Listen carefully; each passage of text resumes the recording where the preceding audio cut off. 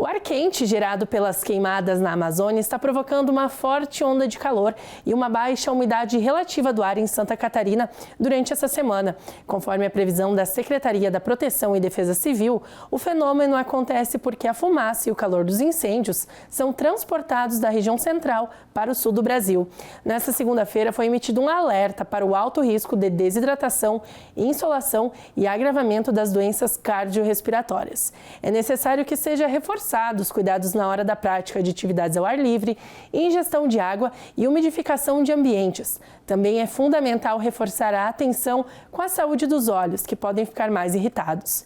E para reforçar, então, esses cuidados que devemos ter, a gente recebe aqui a otorrinolaringologista Amanda Costa. Amanda, bem-vinda. Muito obrigada, é um prazer estar aqui com vocês nessa tarde. Amanda, para a gente iniciar, conta para nós quais são os problemas respiratórios que podem ser causados em função dessa fumaça. Bom, temos que lembrar então que o ar está cheio de partículas. Essas partículas, elas vão danificar algo muito importante, que são os filtros que nós temos no nosso nariz, na passagem do ar aqui na laringe, na garganta, popularmente conhecida, e também nos nossos pulmões. Essas partículas, elas vão causar irritação nos olhos, nariz escorrendo ou coçando, piora das doenças respiratórias como asma, doenças crônicas. Então, sim, todos esses sintomas, inclusive de garganta seca, eles podem ser vistos durante esse período que nós estamos passando. É importante a gente ter uma atenção maior, porque quem já tem esses problemas, isso pode agravar, né? Até para as pessoas não confundirem que isso não está sendo agravado em função dessa fumaça, né? Muito importante. Então, o que a gente tem visto é um aumento das descompensações. Crianças, idosos, portadores de doença crônica, não só doenças respiratórias, pessoal, doenças que debilitam o paciente, pacientes em quimioterapia, pacientes desnutridos, idosos que têm dificuldade em tomar água, ingerir água, em realizar a limpeza nasal. Esses são os pacientes que precisamos tomar mais cuidado. Quais são as dicas que a gente poderia trazer para essas pessoas, né, que estão em grupos de risco, que precisam desse cuidado maior, mas também para a população em geral, né? Porque algumas pessoas podem até ter percebido a fumaça, mas talvez não conseguem entender o quanto ela pode ser nociva, né? Não é porque você não está vendo a fumaça que ela não existe. Essa é a primeira dica que eu posso deixar para vocês. Estamos vivendo dias cinzas, alguns momentos mais e outros menos. Temos que manter o nariz limpo, soro fisiológico. Quem tem acesso umidificador em casa nos ajuda pra caramba. As janelas, sabe aquele momento que tu vê que tá tudo cinza? Não é um bom momento para abrir a janela. Usar as medicações crônicas, conversar com o seu médico, com quem o acompanha, se perceber piora dos sintomas. Piora da coceira no olho, piora do nariz entupido, sensação de falta de ar, de um cansaço maior e, claro, né, manter a hidratação, manter os nossos hábitos saudáveis faz muita diferença. A gente falou ali no início em relação a atividades físicas. É recomendado que as pessoas continuem fazendo isso, mas tenham um cuidado maior, né? Sim. Por favor, não parem de fazer atividade física, mas precisamos ter bom senso na escolha do horário. Não vamos fazer uma atividade física no sol do meio-dia, desidratado, ou se está apresentando alguma descompensação respiratória. Não é o melhor momento. Prefira um horário mais afastado do sol, com menos cinza, com menos sensação de fumaça e, claro, com muita hidratação, nariz limpo, medicações em dia. Nesse momento também as máscaras ajudam nessa proteção? Vamos supor que tu precise sair de casa, tu é um doente crônico ou tu está numa descompensação. Eu acho viável, sim, usarmos as máscaras nesse momento. Com aquele cuidado, usou a máscara, sentiu que essa máscara está molhada, está úmida, coloque a máscara fora. E não custa nós lembrarmos de lavar as mãos, né? Lavar as mãos continua valendo, é importante sim. São hábitos básicos, né, que a gente tem no dia a dia que vão nos ajudar com certeza nessa questão, né? Sim, e infelizmente nós não temos um período para dizer quando isto vai passar e também não temos como evitar de entrar em contato totalmente com essa poluição que nós estamos vivendo, mas podemos nos preparar para esses momentos. Certo. Outra questão, a gente comentou no início, né, que não é só as doenças respiratórias, tem pessoas relatando questão de pressão arterial também por causa disso. Confirma? Confirma, sim. Nós costumamos falar que o coração, ele é, na verdade, um relógio. Ele é uma bomba que ele vai mandar sangue. Toda vez que esse paciente fica desconfortável, que ele apresenta desconforto respiratório, ou que ele está sofrendo dor, ou que algo não está compensado, nós vamos ter uma alteração de pressão arterial.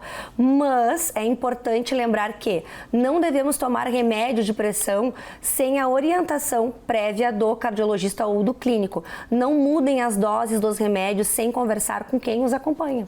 Eu acho que essa questão de remédio também, ela vale não só para quem tem pressão arterial, né, mas para as outras pessoas, né? O remedinho da vizinha, ele pode, na verdade, ser uma grande furada para os pacientes, tá? Às vezes a gente pega uma dica aqui e uma dica ali e tenta mudar nossa medicação com uma boa intenção, mas isso pode sim atrapalhar a tua saúde, ser prejudicial, principalmente crianças, idosos e quem tem doença crônica. A gente está entrando também agora no período da primavera, né, daqui a uns dias, e aí começa a atacar as ites, né, principalmente a rinite.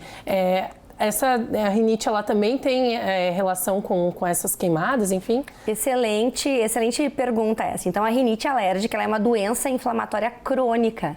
Nós não temos a cura da rinite alérgica. Então, nós sabemos que algumas pessoas vão sentir mais a polinização, o setembro chegando, a nossa cidade ficando toda florida. Algumas pessoas vão sentir mais essa poluição. Algumas pessoas vão ser afetadas por pelos, por poeira. Então, é um bom momento para a gente revisar a nossa casa. Será que os nossos filtros do ar-condicionado estão limpos? Será que não tem muito bichinho de pelúcia aí? Será que a gente tem feito esses cuidados ambientais também? Momento de polinização, final do dia, é um bom horário para sair de casa se tu é alérgico? Certo. Outra questão é a questão de irritação nos olhos também, né? Isso também tem afetado. É indicado o uso de colírios ou algum outro medicamento? Fica um alerta. Parem de pingar medicações sem orientação nos olhos, tá? Nós não recomendamos o uso do colírio que vocês compram sem orientação, porque existem vários tipos de colírio, especialmente quem gosta de fazer de forma caseira. Eu vou lavar com um sorinho, eu vou lavar com água. A gente não recomenda isso. Todo colírio deve ser prescrito por quem entende de colírio, o oftalmologista. Então não usem medicações que vocês não estão habituados nos olhos, porque elas podem inclusive alterar a pressão do olho. Isso pode ser um problemão, algo grave. Então consultem e falem sobre a lubrificação do olho para evitar que a gente coce e faça uma lesão lá na córnea. E esse uso errado, ele pode causar outras coisas também depois, claro, né? E muitas vezes essa coceira dos olhos é uma coceira que provém do nariz, de uma descompensação de uma rinite maltratada. Então, às vezes, a solução está no meio do rosto, como eu falo, no nariz. Exato. Tu citou também dos umidificadores, né? Como que isso ajuda no ambiente da casa, não só nesse momento que a gente está com essa questão das fumaças, mas também em outros momentos, né, como um todo? A gente sabe que existe um nível de água que deve ter no nosso ar. Toda vez que esse ar fica com menos água do que o correto, começa a ficar difícil respirar. Os nossos cílios que limpam todo o ar que a gente coloca nas nossas narinas, eles devem ter uma quantidade X de água. Se a gente não tem água, é mais difícil, é mais duro respirar. Então, o umidificador vem nos auxiliar.